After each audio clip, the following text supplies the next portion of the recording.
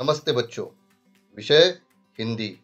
और आज इस वीडियो पार्ट में हम देख रहे हैं कहानी लेखन। चलो, किस तरह से आपको परीक्षा के अंदर कहानी लिखना है।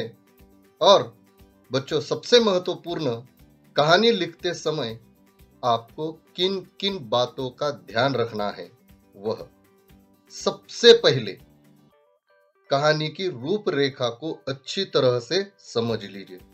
तो आप कहेंगे कि सर, रूपरेखा यानी क्या? रूपरेखा यानी आपको परीक्षा के अंदर दिए गए मुद्दे, जैसे एक उदाहरण के लिए दिया है, और यही कहानी हम आगे देखेंगे कि इसको लिखना कैसे है। दूसरी महत्वपूर्ण बात, कहानी हमेशा भूतकाल में लिखनी चाहिए। वर्तमान काल और भविष्य काल में कहानी कभी भी नहीं लिखनी चाहिए, सिर्फ भूतकाल में। 3, पूरी कहानी 3 या 4 परिच्छेदों में लिखनी चाहिए। कहानी के वाक्य छोटे छोटे और क्रमबद्ध होने चाहिए, जिसे हम इंग्लिश में क्या कहते हैं, सीक्वेंस। सबसे महत्वपूर्ण होता है कहानी का शीर्षक, जिसके लिए आपको 1 अंक दिया जाता है। कहानी का शीर्षक एक तो मुख्य पात्र हो सकता है, प्रसंग हो सकता है, या कोई संदेश। कहानी के स्थान, पात्र आदि के नाम भी आप लिख सकते हैं। और सबसे महत्वपूर्ण, उस कहानी से मिलने वाली सीख। यह 7 बातें अच्छी तरह से ध्यान में रखिए। चलो देखते हैं कहानी कैसे लिखना है। देखो, सबसे पहले मैंने क्या कहा था कि कहानी के मुद्दे अच्छी तरह से पढ़ लीजिए, यानी रूपरेखा। जैसे मैं देखो कैसे पढ़ता हूं। 4 चोर, धन चुराना, बंटवारे के लिए जंगल में जाना, भूख लगना, 2 चोरों का मिठाई लाने नगर में जाना, मन में पाप, मिठाई में जहर मिलाना, जंगल में दोनों चोरों की नीयत बिगड़ना, हाथ मुंह धोने के बहाने कुएं पर ले जाना, कुएं में धकेलना, जंगल वाले दोनों चोरों का मिठाई खाना और उसका परिणाम। देखो, जैसे जैसे मैं पढ़ रहा था, वैसे वैसे ही आपने एक सुंदर कहानी भी बना ली होगी। देखो इस कहानी कैसे बनती है। सबसे पहले मैंने क्या कहा था, शीर्षक। देखो, जैसा करोगे वैसा पाओगे, यह मैंने शीर्षक दिया है। या लालच बुरी बला है, यह भी दे सकते हो। या लालची चोर, यह भी दे सकते हो। देखो अब कहानी।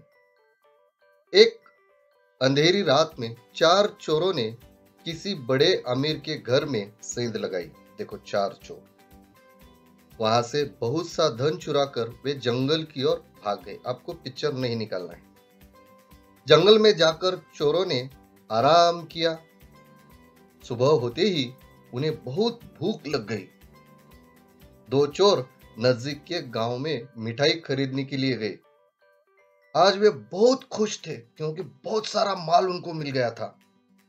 रास्ते में उनके मन में बुरे विचार उठने लगे।